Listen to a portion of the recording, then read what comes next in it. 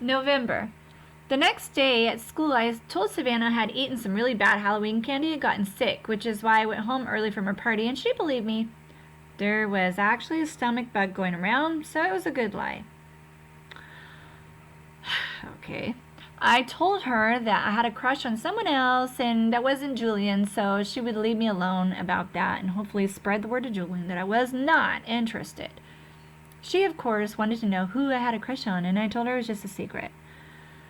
August was absent the day after Halloween, and when he came back, I could tell something was up with him. He was acting so weird at lunch. He barely said a word and kept looking down at his food when I talked to him, like he wouldn't look me in the eye. Finally, I was like, Augie, is everything okay? Are you mad at me or something? No, he said. Sorry you weren't feeling well on Halloween. I kept looking for Boba Fett in the hallways. Yeah, I was sick. Did you have that stomach bug? Yeah, I guess. He opened a book and started to read, which is kind of rude. I'm so excited about the Egyptian Museum project, I said. Aren't you? He shook his head, his mouth full of food. I actually looked away because between the way he was chewing, which almost seemed like he was being gross on purpose, and the way his eyes were just kind of closed, I was getting a really bad vibe from him. So what project did you get? I asked. He shrugged, pulled out a little scrap of paper from his jeans pocket, flicked it across the table at me. Everyone in the grade got assigned an Egyptian artifact to work on for Egyptian Museum Day, which was in December.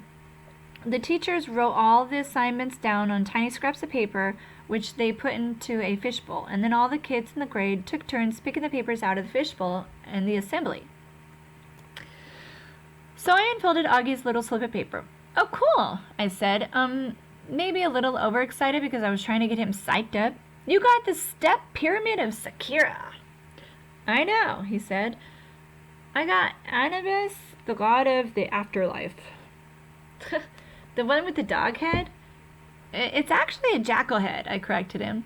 Hey, you want to start working on our projects together after school? You could come over to my house. He put his sandwich down and leaned back in his chair. I can't even describe the look he was giving me. You know, Summer, he said, you don't have to do this. What are you talking about? You don't have to be friends with me. I know Mr. Tushman talked to you. I have no idea what you're talking about. You don't have to pretend is all I'm saying. I know Mr. Tushman talked to some kids before school started and told them that they had to be friends with me. He did not talk to me, August. Yeah, he did. No, he did not. Yeah, he did. No, he didn't. I swear my life. I put my hands up in the air so he could see I wasn't crossing my fingers. He immediately looked down at my feet, so I shook off my Uggs so he could see my toes weren't crossed. You're wearing tights, he said accusingly. You can see my toes are flat, I yelled. Okay, you don't have to scream. Well, I don't like being accused of things, okay? Okay, I'm sorry. Well, you should be. He really didn't talk to you? Augie? Okay, I'm really sorry. I would have stayed mad at him longer, but then he told me something bad that happened to him on Halloween, and I couldn't stay mad at him anymore. Basically, he heard Jack bad-mouthing him and saying really horrible things behind his back. It kind of explained his attitude, and now I knew why he'd been out sick. Promise you won't tell anyone, he said. I won't, I nodded. Promise you won't ever be mean to me like that again? Promise, he said, and we pinky swore. Warning, this kid is rated R. I had warned Mom about August's face. I had described what he looked like. I did this because I know she's not always good at faking her feelings, and August was coming over for the first time today. I even sent her a text at work to remind her about it. But I could tell from the expression on her face that when she came home after work that I hadn't prepared her enough. She was shocked when she came through the door and saw his face for the first time. Hi, Mom. This is Augie. Can you stay for dinner? I asked quickly. It took a second for my question to even register. Hi, Augie, she said. Of course, sweetheart. It's okay if it's okay with Augie's mother. While Augie called his mother on his cell phone, I whispered to Mom, stop making that weirded out face.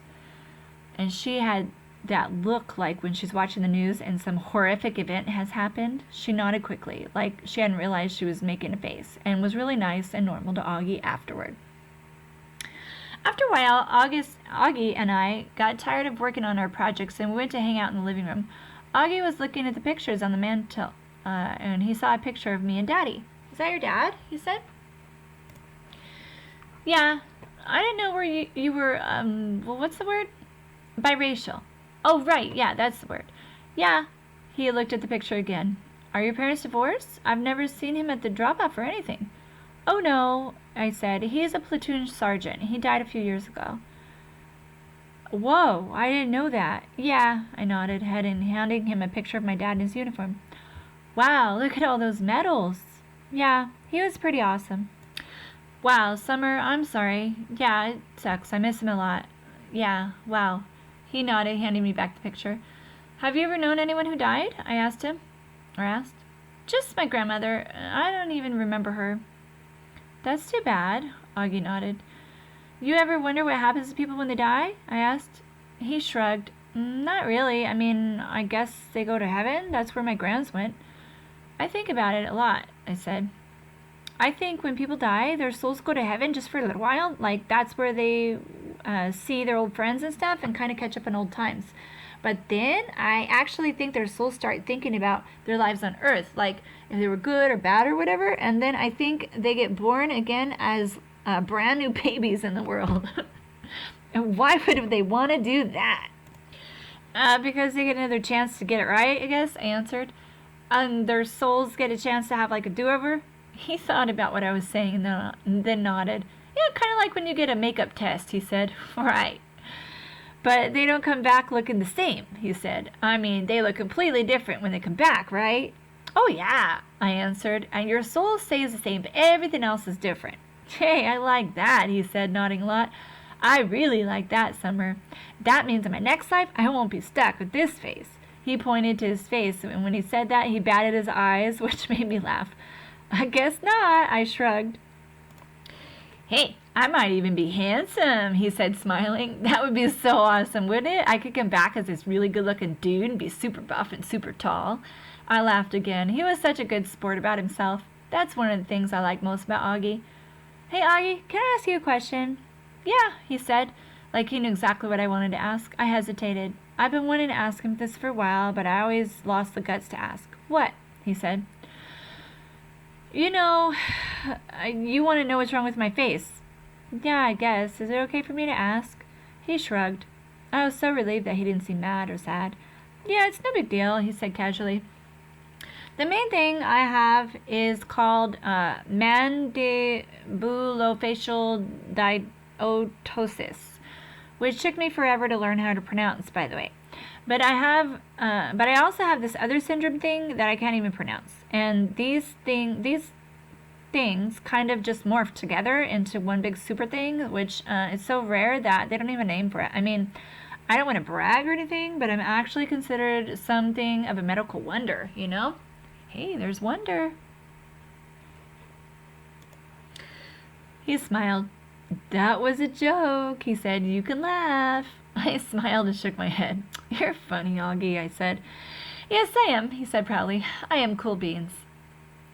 The Egyptian tomb. Over the next month, August and I hung out a lot after school, either his house or my house. August's parents even invited Mom and me over for dinner a couple times. I overheard them talking about fixing up Mom on a blind date with August's Uncle Ben. On the day of the Egyptian Museum exhibit, we were all really excited and kind of giddy. It had snowed the day before, not as much as it had snowed over the Thanksgiving break, but still snow. The gym was turned into a giant museum, with everyone's Egyptian artifact displayed on a table with a little caption card explaining what the thing was. Most of the artifacts were really great, but I have to say, I really think mine and August were the best.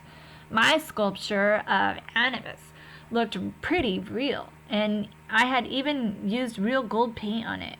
And August had made his step pyramid out of sugar cubes. It was 2 feet high and 2 feet long, and he had spray painted the cubes with this kind of fake sand paint or something, and it looked so awesome.